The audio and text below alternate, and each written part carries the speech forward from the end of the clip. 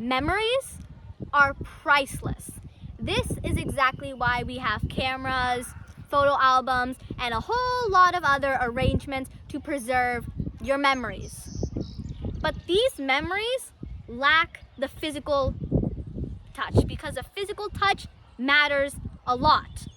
Like, let's say right now, if you were to go and buy a brand new car, you are probably not going to sell your old car, because your old car holds a lot of physical memories. Like, this was the car that I first bought. This was where I brought my first pet in. This is where my first child came in. This car has been through a lot, and I want to keep it with me.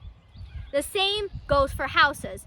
Some people are lucky enough to live in the same house their entire life, and they can recall these physical memories anytime they like. Oh yeah, that's the corner I used to fight a lot in. That's where Santa used to put the presents. This is where I lost my first tooth, and so on and so forth.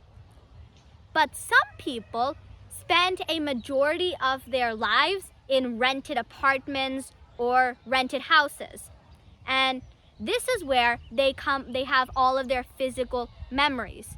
And now when it's time to vacate these apartments or these rented houses, then they leave all of their physical memories behind.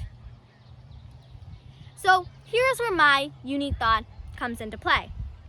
Let's say when an old tenant is now moving out and a new tenant is supposed to come in, there's normally a period in between that. And it's a large gap of a period from one tenant to the other.